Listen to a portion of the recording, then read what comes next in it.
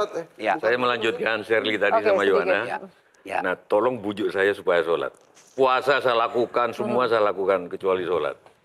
Ketika Allah perintahkan ibadah-ibadah yang lain, itu cukup perintah ayat saja turun. Allah perintah haji, ayat saja turun.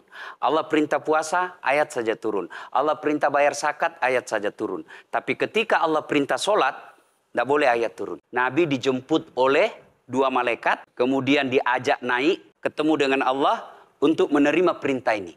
Kenapa? Karena perintah ini sangat penting. Mas, saya boleh dagang, bayar zakat sambil nyanyi. Saya boleh haji sambil nyanyi.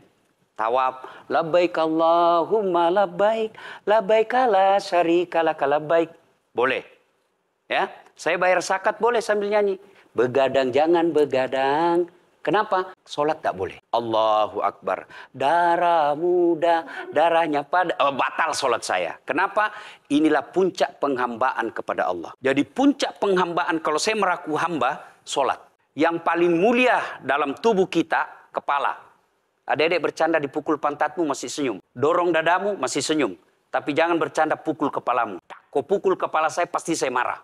Kenapa? Harga diri di sini. Tapi ketika kita sholat, anggota tubuh yang paling mulia, kepala, rendahkan seperti kakimu. Kita akan masuk ke next box. Ini penting. Kalau saya sudah mulai ini. Oke. Ya, karena kalau saya mau sholat, saya melihat banyak koruptor sholat. Ya. Saya melihat banyak orang sholat yang kalau saya ajak ngomong main HP. Nggak punya adab. Yang paling enak memang, sholat tidak korupsi. Yang paling nyaman memang, paling ideal, sholat jujur. Tapi wala talbisul haqqa bil batil, kata Allah. Allah tidak mencampurkan antara hak dan batil. Sholatmu beda, puasamu beda, maksiatmu beda.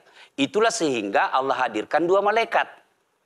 Rakit dan atid. Mencatat yang baik di baik, yang salah. Tapi ini setan kan tidak membiarkan itu. Maka setan masuk. Nah, dia sholat tapi dia korup. Tapi Allah Maha Adil. Maka ditimbanglah nanti.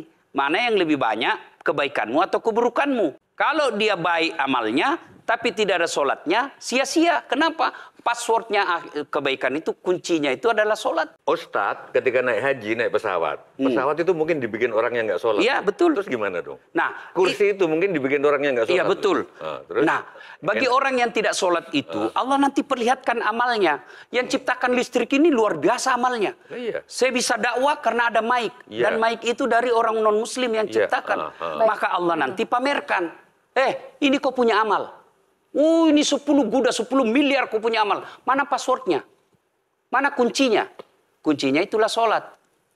As-sholatu imanuddin, as-sholatu miftahul jannah.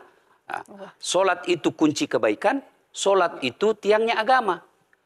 Sebuah bangunan, dia bisa berdiri tanpa dinding. Sebuah bangunan, dia bisa kokoh tanpa atap. Tapi ketika bangunan tidak punya tiang, pasti tidak kokoh. Tiang itulah dalam agama sholat.